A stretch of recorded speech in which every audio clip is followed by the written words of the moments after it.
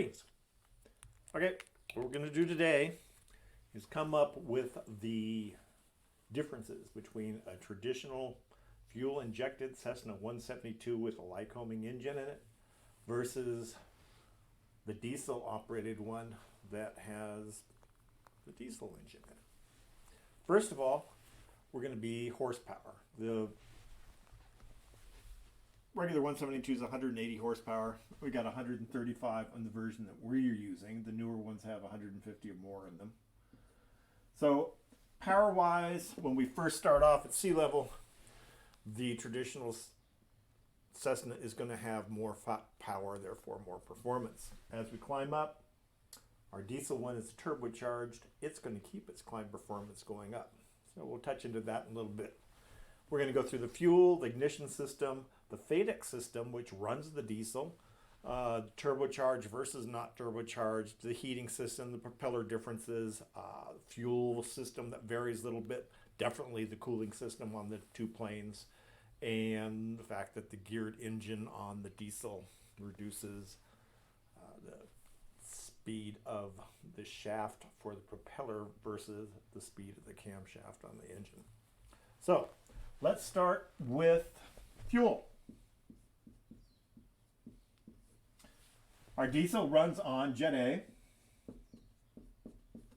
and the Cessna 172 over here is 100 low lead.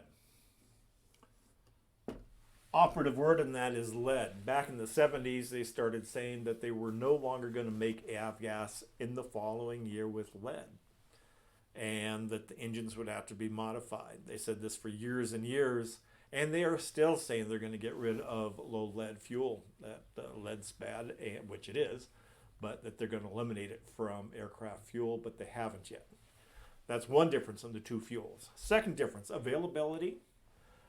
Jet A is worldwide and mostly in the US also a more available fuel. There's some airports where one may have jet fuel, one may not. One may have avgas, one may not. But for the bulk of it, what you're going to lose out on at an obscure airport will end up being avgas. Perfect example would be ADAC, the end of the Aleutian Islands. You'd think they'd have both, but they only have jet fuel there. If you take your airplane, for example, me ferrying an airplane to Japan, I have to land in ADAC and either been fortunate enough there or in the South Pacific to have had 55-gallon drums shipped in that I can get the fuel off of.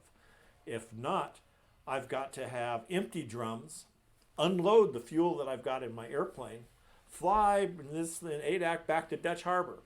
So I have to fly hours back to Dutch Harbor, refill, and fly hours back to ADAC, and then fill up with what I unloaded to get my airplane full so I can make the hop from ADAC to Japan. Just a sample of sometimes you'd like to be able to use jet fuel. The other part with jet fuel is going to be in the diesel is how it's injected.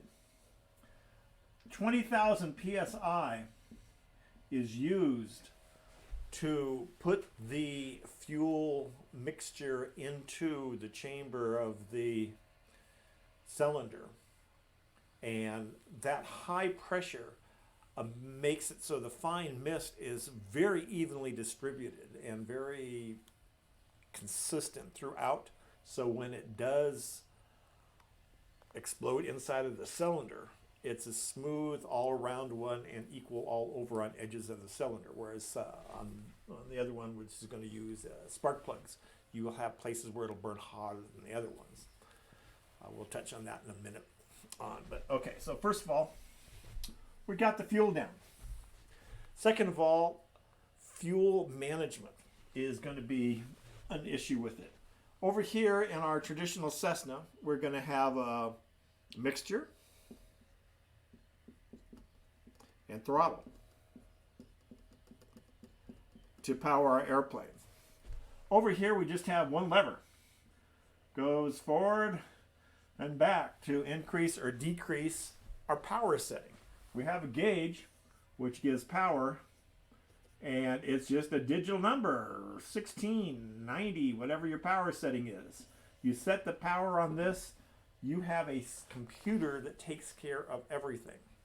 It's called a FADEC. F-A-D-E-C. Full Authority Digital Engine Control.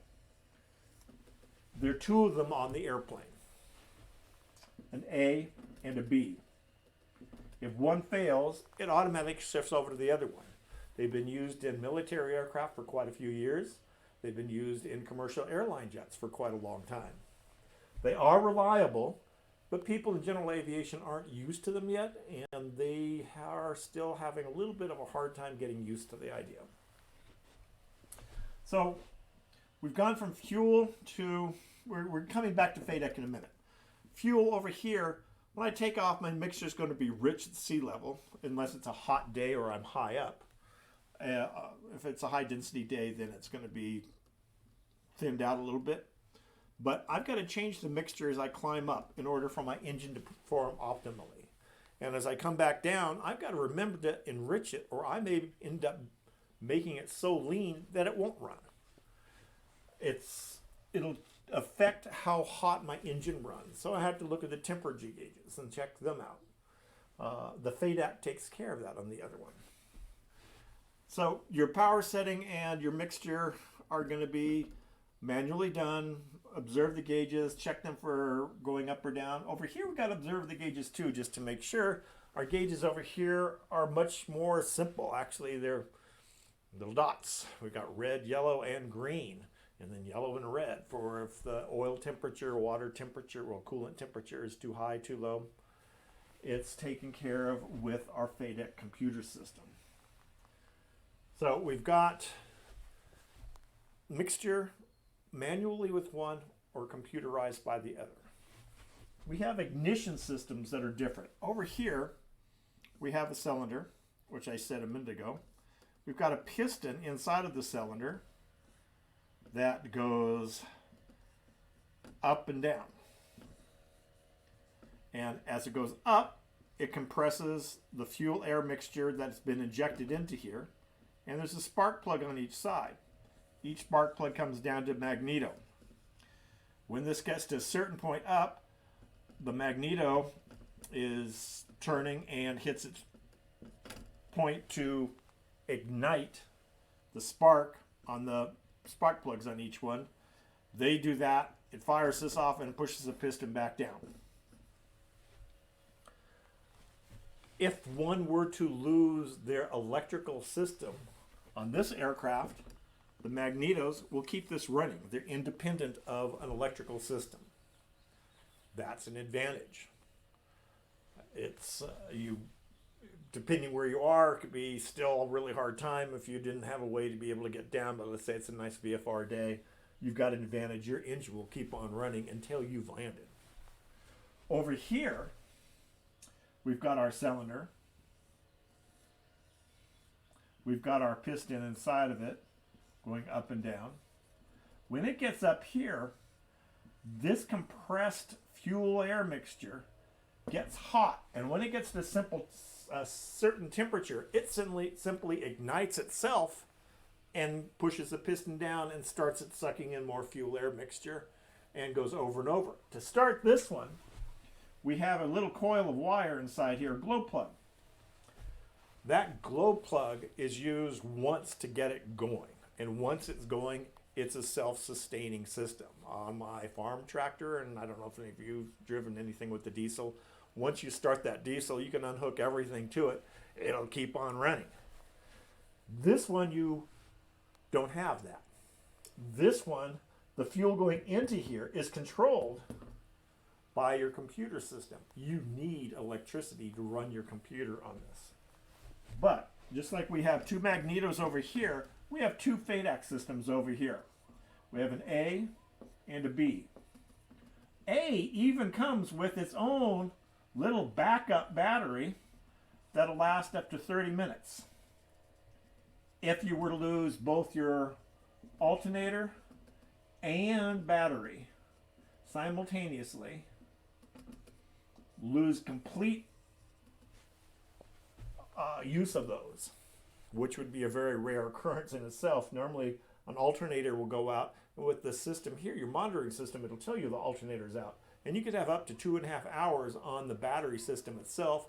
If you knew that the alternator goes out, turn off the avionics or other electronic systems you don't need, and you've got more power with this. And once that dies, you still got the backup battery for the A system that'll last another 30 minutes.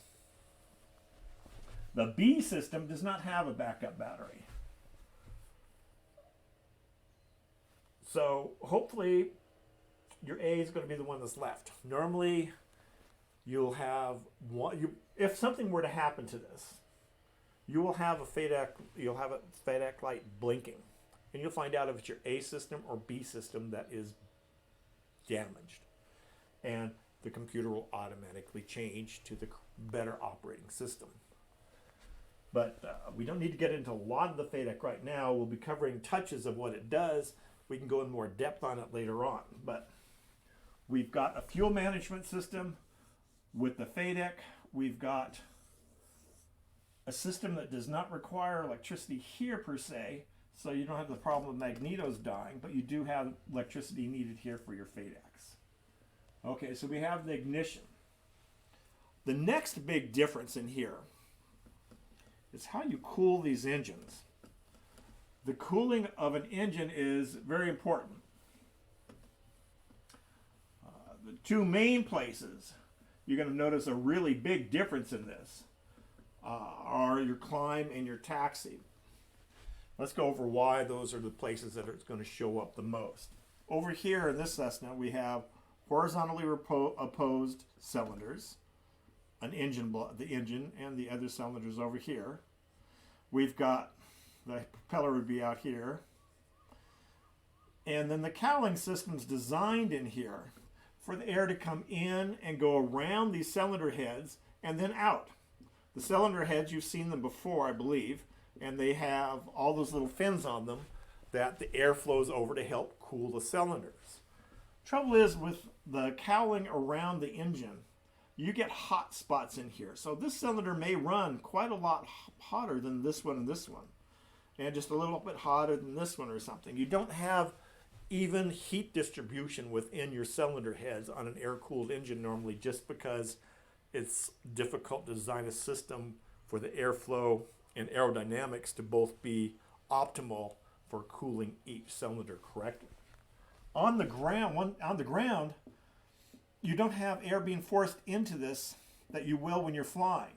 When you're up and you're flying in your plane, you're going to have a lot of air coming in. And with that coming in, it's forced into here, around, and flows out, and it's good cooling. But when you're taxiing, you're sitting in the ground, there's no air pressure pushing it in. When you're climbing up, you don't have the air, relative air is here. It's not being shoved down this direction like it should for the optimal part. And you're using as much power as you have normally to be able to help pull your aircraft up into the sky. So you can overheat when you're climbing. You can overheat when you're taxiing on the ground. If you get stuck in someplace, Oakland, Houston, where you have a 20, 30-minute taxi just to get back to where you started from, or any airport where you get stuck behind other airplanes taking off, you have to sit on the ground for a long time sometimes. There's some of these modern airplanes, the Cirrus or the Diamonds, I can't remember which one, some of those, just taxiing out to a short runway distance, if you don't monitor your engine, you can overheat it. And the computer system tracks that, and when they do the maintenance, they'll see that your engine was overheated. And even if you missed it, you will have an issue with the TBO on your airplane or the safety of your airplane. That's a whole nother side product, but let's do the diesel engine over here. We've got our engine for the diesel. We've got a water pump right here. We've got water coming into this thing. Got water coming out. We have a thermostat right here, and it takes the water down to here, the coolant, I shouldn't say water, coolant down to here, and it's going to put it into one of these three places. This one's always operating. It's always going down here, over here, up. Right here is a heat exchanger for the water that's hot in here, coming through, and here. This circuit always runs. The next circuit, when you first start your engine, it's going to use the, well, I hate to say it, but it's a short circuit. And in this one, fuel go up there. You'll have a one-way valve here. Fuel goes there. The coolant goes there. The coolant will circulate through here, up, over, around, be sucked down by the fuel pump and put through the engine and out to here. This will work by itself. Well, this, as I said, is always going the outside one. But now then, this track will be operating anywhere up to 94 degrees, up to 94 degrees it'll operate. At 84 degrees, it'll share another system. Before 84 degrees, it's the only system other than the permanent system. Once it gets past 84 degrees, this thermostat opens up here, and we have another system going off here, and over here is a radiator with the airflow going through it from the front. Up here it goes over to a little box for overflow, and you can have water level in it, and then it comes down to here. This one goes over to here. So the coolant goes this way, sometimes this way when it gets really hot. It'll go both of these systems from 84 to 94 degrees centigrade. Once it gets past 94 degrees, it is only going through here or here. They'll be doing those simultaneously. Always here because you use this for heat later on. Always here because this means all of the, or the majority, this is a little bit, the majority of your coolant now is going through an air-cooled radiator. Up until then, you didn't need it through the air-cooled radiator. You wanted to get hot enough. You want the oil at a hotter temperature in this in order that the turbocharger is safe and is well lubricated. That's one of the reasons you want to heat this engine up promptly, is oil is extremely important to a turbocharger, and it needs to be warmed up.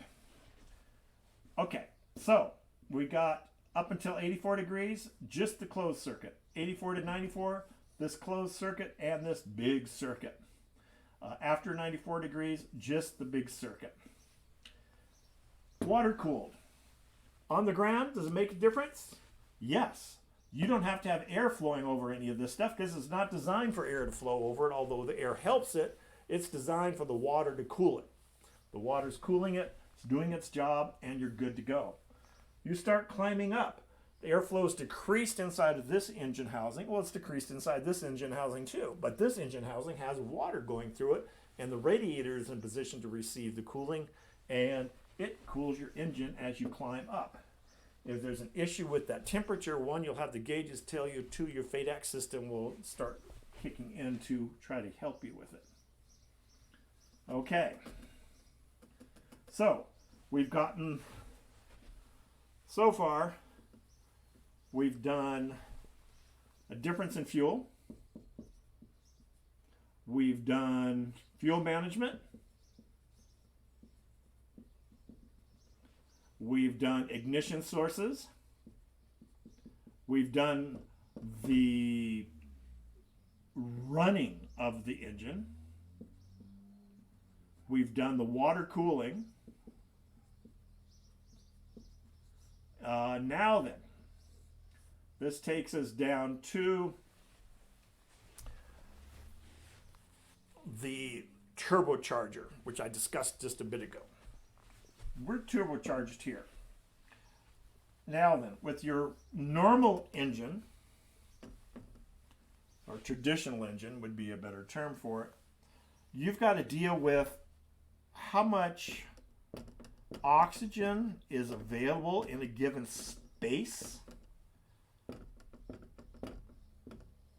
because as air pressure decreases, molecules spread apart.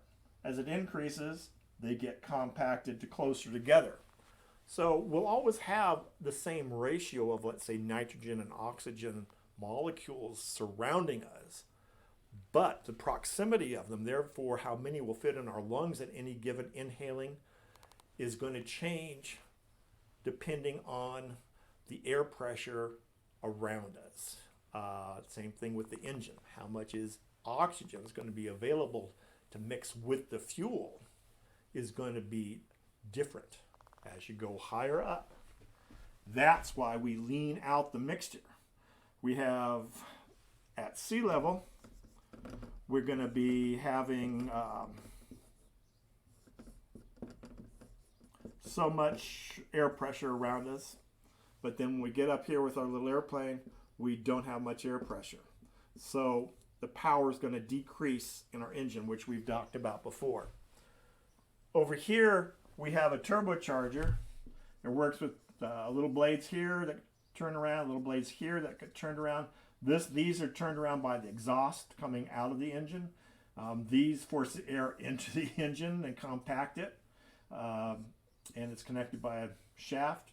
And this goes like 30,000 RPM, so it really needs to have that nice oil mixture on it when they're running. But it gives us our pressure to make more molecules pack into the same spot. So as we go up, we keep the power setting. So our power is pretty much constant on this one. Over here, if this were the no power, and this is our, let's say this is our altitude going higher and higher, we start with the power setting here, and it decreases as we get up higher. So here we have a lot of power on the ground, and as we get up higher, let's say this is 7,000 feet, we don't have as much power. Here, it doesn't make a difference. This was our power. This is our altitude going up. So at 7,000 feet, I go up to here, and it's right there. 7,000 feet here, I go up here, I go up here, and it's down here. Because that's the way it works. Power settings less, or power settings still as high as I can make it, but the power available in my engine for horsepower is going to be different. Now what else is different on it? What are we turning when we're doing all of this? We're turning our propeller. Our propeller is going to give us our thrust. Our propeller is designed very much like a wing, which we've covered before. But over here, we've got two-bladed middle, normally it's middle, prop on our traditional plane. 76 inches. Out here, it can get supersonic.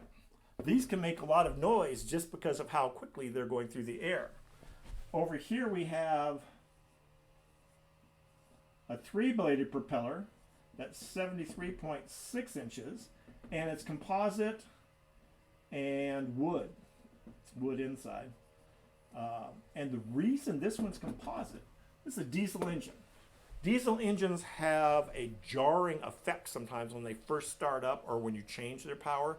Normally with the FADEC system, once this is going, you don't feel any jarring in it. But just by the design of the diesel, the way that the cylinder gets pushed up in the first explosion, it's going to jar it, and this can accept those pressure changes without hurting the propeller blades. So there's a difference in the blades for that. These blades are variable pitch.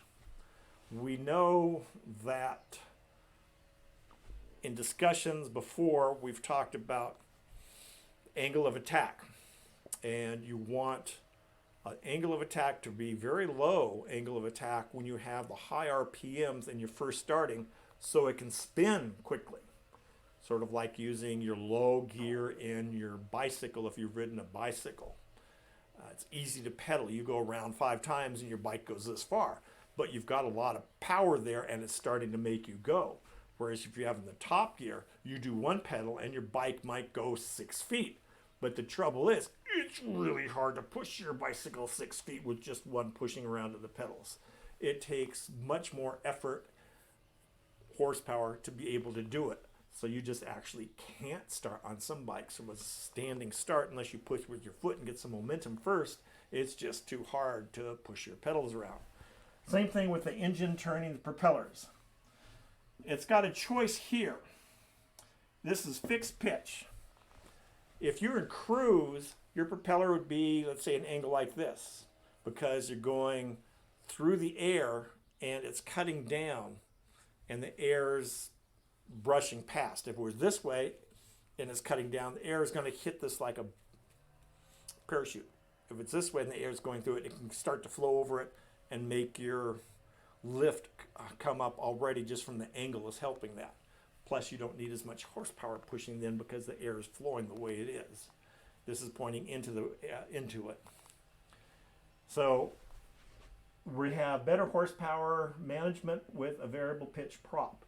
We have full horsepower available being utilized in this everywhere from our start through our climb through our cruise. This propeller is basically designed for a little bit between climb and cruise. It works on the ground when you're taking off. It doesn't give you optimal lift, but it gives you great lift still. But it's designed for one pitch. I have a motor glider. It has 3 settings on its propeller. 1 for takeoff, 2 for when you're in cruise, and then 3 is actually completely level. If you're level to the ground, well, perpendicular to the wind, or parallel to the wind. Perpendicular would be this, wouldn't it? Parallel. So fully feathered, and it's going straight into the wind. So with the motor glider, you go up, you turn your engine off, and you fully feather that prop. Now there's no drag on the prop.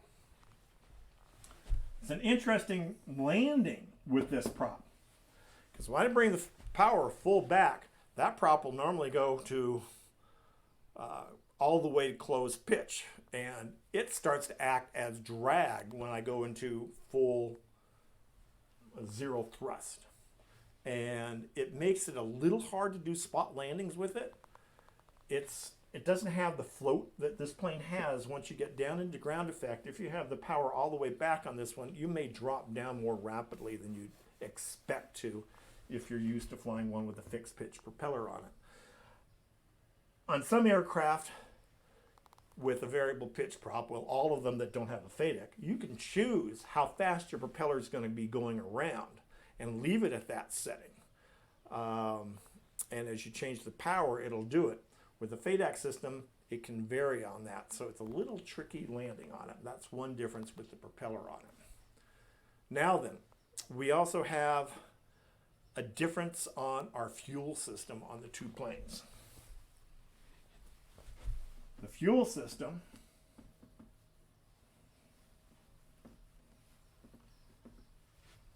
you come from your wing tanks, and the first thing your fuel has a choice of, you have a fuel selector valve.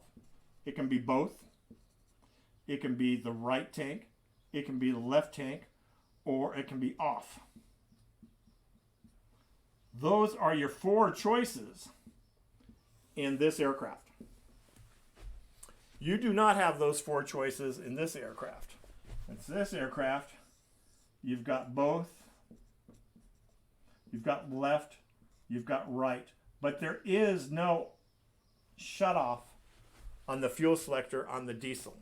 One tank or the other is always going to be connected and taking your fuel from the selector up to the firewall, across it.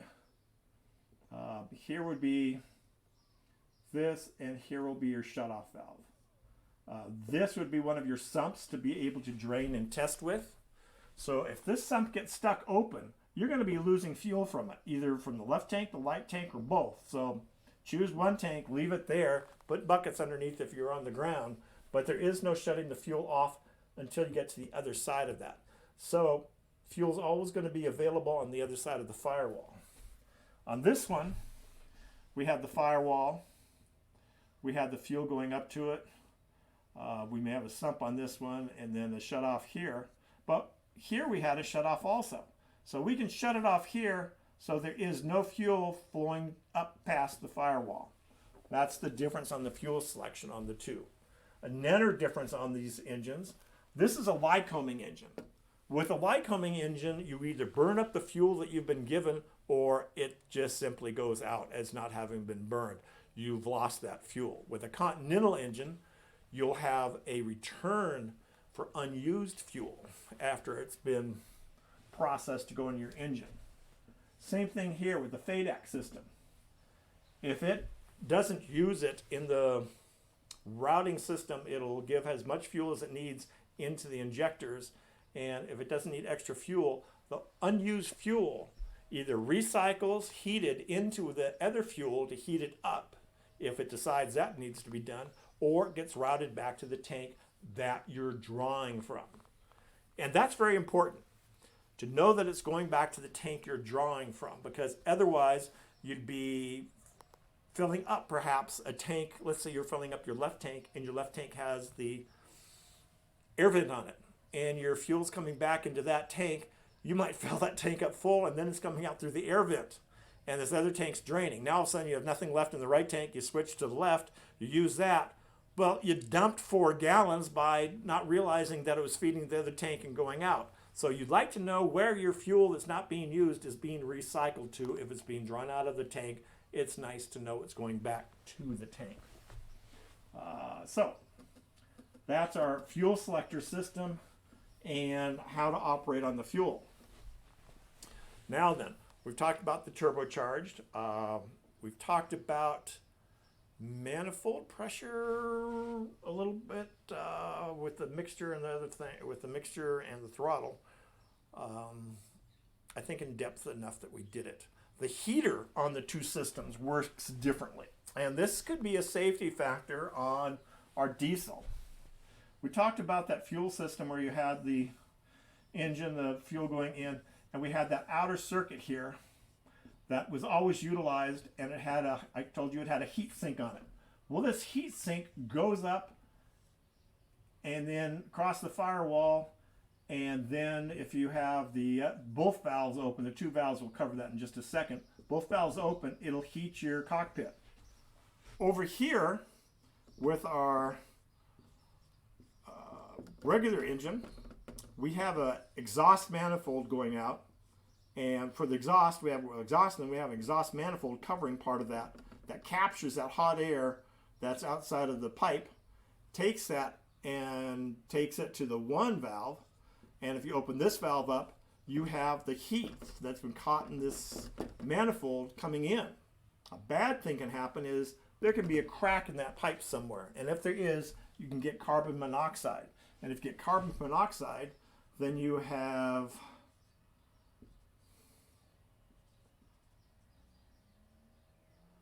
hypemic hypoxia. Hypemic hypoxia. Hypemic hypoxia is when your blood can't utilize the oxygen that's been given to it to get into your body.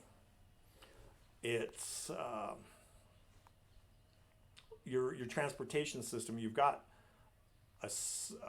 you don't have enough transfer through the molecules to be able to absorb the oxygen. It can be from several sources, but basically from hydrogen monoxide getting into your system, breathing it in. Hypoxia is basically just not enough oxygen. You get hypoxia when you climb up higher. Histotoxic if you take cyanide. Fulminating if you have depressurization way up high. Stagnant hypoxia if you're sitting and you have blocked artery flow somewhere, or simply cold and your blood vessels had contracted. But whatever causes of it, hypoxia can kill you. Plus it can ruin your judgment, and we'll get into that when we get into medical things. So this could be a source of poisoning that you don't even smell or really feel or realize sometimes. Over here, we've had this heat exchanger. Now, here it's kind of weird. We have cabin heat for one of our valves to pull on, and then we have the other one cabin heat shutoff. Cabin heat shutoff is hooked up to the radiator. If I have it pushed in, it doesn't let the air go from here through the firewall to the next place. It dissipates the air from here into the cowling area underneath the cowling here, and it gets blown out. So it's never utilized. If I pull out on this one, it opens the valve and it gets to the next one. And then it's cabin heat. For how much of it I want to allow in, I have to pull this one back any given distance for how hot I want it in my cockpit. And this will let it into the cockpit. There's also a cabin air, but that one's just for fresh air that comes in from outside. So I have a cabin heat and a cabin heat shutoff. Over here we just have a cabin heat. It's a difference in the heating systems. We've got the propeller, we got the fuel shutoff that we've talked about. The other difference with fuel burning in these two engines is with the spark plugs versus no spark plugs. If I have a low power setting, my engine's going to be burning cooler than if I have a high power setting. Or you'll have a high power setting. So the tips of the spark plug, they'll get carbon deposits built up on it and on the little pokey-uppy part on the spark plug. They'll get carbon buildup on them. And to get rid of this, you've got to run the engine faster. Let's say we're doing steep spirals and just sending the powers back to 10%. And after I've done 360 degrees, actually, after I've done 180, I'm going into the wind. I should increase for a second and then decrease to get my engine a little hotter, even if it's just that little brief thing to burn off any carbon. Next circle, do it again. You don't want carbon to build up on your spark plugs. So low power settings, extended periods of times, you can build up carbon, and that makes for poor ignition. Over here, we do not have spark plugs in our system to worry about carbon buildup in the first place. So we've gotten the fuel management, ignition runway. We've got the water cooling systems. We cover the propellers and how they work on it. We've covered the FADAC system, full authority, digital engine control. We've done the fuel shutoff. The only thing we haven't done a gearbox. On this engine, it's out of a car. Its RPMs are faster than what you would normally have an airplane propeller run if you want it to run its most efficient speed. In order to slow it down, we have a gearbox on this one with a 1.6 to 1 ratio to slow the propeller down from how fast the engine's designed to run optimally. So you counter, you fix the problem with the gearbox. That's the other thing this one has on it. So we've got clearing, we've got the fuel shut off, we've got the propeller, we've got the heating system, we have the turbocharger, we've got the water cooled versus air cooled. We have how we start them, one with the spark plugs, one with a glow plug, the fuel management, mixture versus FADAC system, and we have the types of fuel. Those are the main differences between these two aircraft. And any other questions, I'd be happy to answer. That does it.